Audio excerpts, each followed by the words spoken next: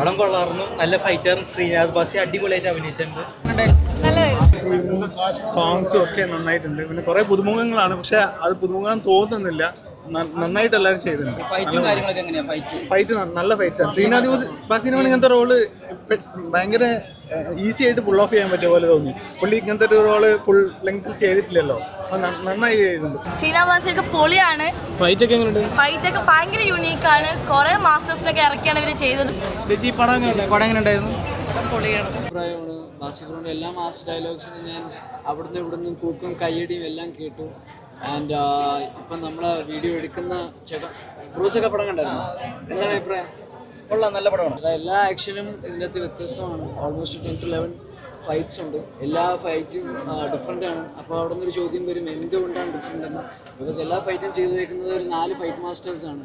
പിന്നെ ഇതിൻ്റെ song compose ചെയ്തേക്കുന്നത് കങ്കുവ അല്ല, ഡാൻസ് കൊറിയോഗ്രാഫർ ഉജി ലക്ഷ്മി മാമാണ് ചെയ്തേക്കുന്നത്. ആൻഡ് ഫൈറ്റ് രാജശേഖര മാസ്റ്ററുണ്ട്, മീനിങ് അയ്യപ്പനും കോശിയില മാസ്റ്ററാണ്.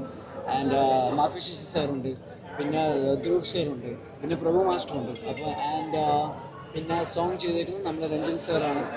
ഫുൾ സോങ്ങും സൗണ്ട് ട്രാക്ക് BGM എന്ന് പറഞ്ഞാൽ ഒരു രക്ഷയില്ല, ക്രേസി. ബിക്കോസ് ഞാൻ ആദ്യം പറഞ്ഞത് ചേട്ടൻ ചോദിച്ചുകൊണ്ടാണ് ഇത് പറയുന്നത്.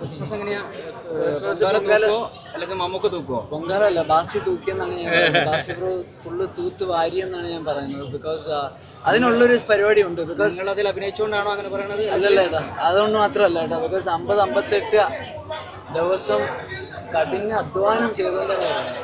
ബിക്കോസ് അത്രയും പാടുപെട്ട് എടുത്തൊരു ഫിലിമാണ്. നമ്മുടെ ഡയറക്ടർ ബില്ലേട്ടനാണ് ഇതിൻ്റെ ഓൾ ഇൻ ഓൾ. ബിക്കോസ് ഒരു മുറിയിലിരുന്ന് 1 year കൊണ്ടൊരു കഥ എഴുതിയെടുക്കാമെന്ന് ചോദിച്ചാൽ it's not easy thing. Because ഇതും പുള്ളിക്കാരൻ്റെ കരിയറിൽ സ്റ്റാർട്ട് ചെയ്യുന്ന ഒരു ഫിലിമാണ്.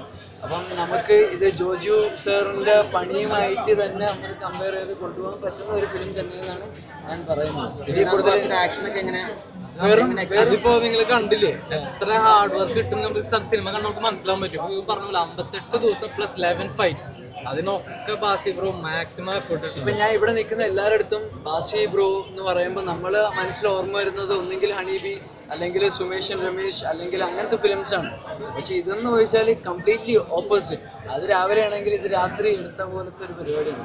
ബാസി ബ്രോ ഇന്നേ വരെ ഇങ്ങനത്തെ ഒരു സാധനം ഇറക്കിയിട്ടില്ല എന്ന് ഞാൻ എവിടെയും വന്ന് പറയാൻ തയ്യാറാണ്. പൊങ്കാല പറഞ്ഞോ? ഇഷ്ടപ്പെട്ടോ? കൊള്ളാം, നല്ല ആക്ഷൻ. ഇത് നമുക്ക് തൂക്കോ അല്ല പൊങ്കാല തൂക്കോ? അയ്യോ, അതെങ്ങനെയാ? അത് പ്രേക്ഷകരുടെ കയ്യിലാണ്, നമ്മൾ കാണുന്നതിനനുസരിച്ചിരിക്കും. അത് രണ്ടും നന്നായി വിജയിക്കട്ടെ, അങ്ങനെ. പിന്നെ എല്ലാം ദൈവത്തിന്റെ കയ്യിലല്ല. നാടൻ തല്ലിന്റെ ഒരു പൊങ്കാലയായിരുന്നു. എങ്ങനെയുണ്ട് പടം? ആക്ഷൻ നന്നായിട്ടുണ്ട്, ആക്ഷനൊക്കെ നന്നായിട്ടുണ്ട്. എനിക്ക് ഞാൻ വർക്ക് ചെയ്ത സിനിമകളെ കുറിച്ച് എനിക്ക് അഭിപ്രായം പറയുന്നതിനേക്കാളും അത് ഓഡിയൻസ് പറയുന്നതിനാണ് എനിക്കിഷ്ടം. നിങ്ങൾ പടം കണ്ടായിരുന്നു? എങ്ങനെയുണ്ട് പടം? ഇഷ്ടമായി?